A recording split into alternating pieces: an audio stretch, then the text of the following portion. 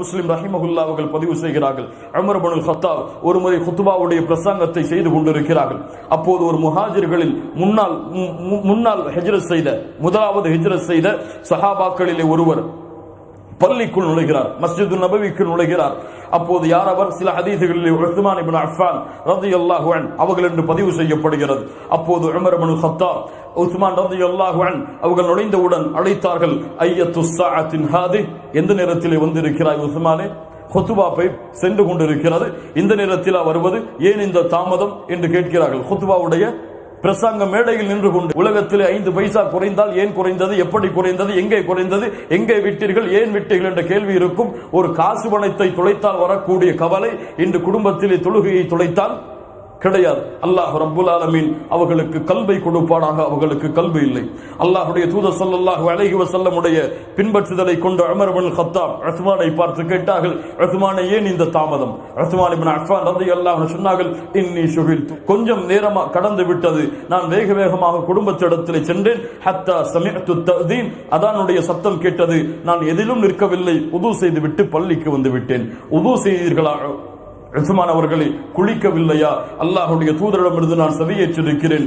ஜும்ஆவுடைய தினத்திலே தொழுகைக்கு முன்னால் அல்லாஹ்வுடைய தூதர் ஸல்லல்லாஹு அலைஹி வஸல்லம் குளிப்பை ஏவி இருந்தார்கள் என்ற செய்தியை உஸ்மான் அவர்களுக்கு எப்போது சொல்கிறார்கள்? எங்க நடக்குது இந்த பேச்சு? குத்பாவுடைய மேடையில் உமர் இப்னுல் கத்தாப் நின்று கொண்டிருக்கும் பொழுது.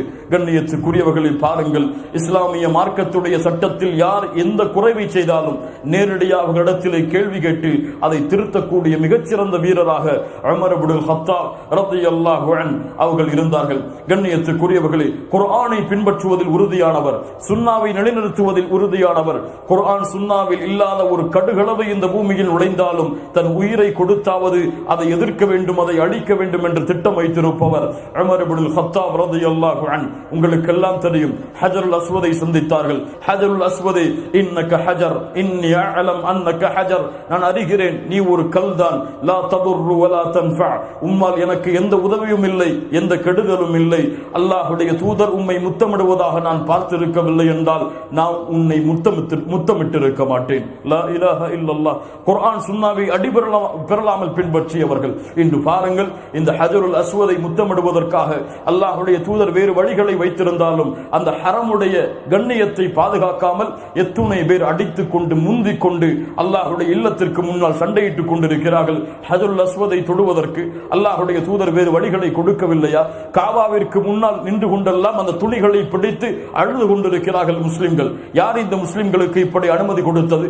சொன்னார்கள், நீ ஒரு கல்தான், உன்னால் எந்த பலனும் இல்லை, எந்த தீங்கும் இல்லை. ஆனால் இன்று பரக்கத்திற்காக ஹஜருல் அஸ்வதை தொடுகிறார்கள். யார் கூறியது பரக்கத்து ஹஜருல் அஸ்வதில் இருக்கிறது? தொட்டால் பரக்கத்து கிடைத்து விடுமா? தொட்டால் சொர்க்கத்துடைய கல்லை தொட்டால் சொர்க்கத்திலே நுழைந்து விட முடியுமா? அந்த எந்த பரக்கத்தும் இல்லை. அல்லாஹ்வுடைய தூதர் முத்தமிட்டார்கள், முஸ்லிம்கள் முத்தமிடுகிறார்கள். அல்லாஹ்வுடைய தூதர் செய்தார்கள், முஸ்லிம்கள் செய்கிறார்கள். அதற்கு கூலியை கொடுப்பவன், முடிவெடுப்பவன் அல்லாஹ் தான்.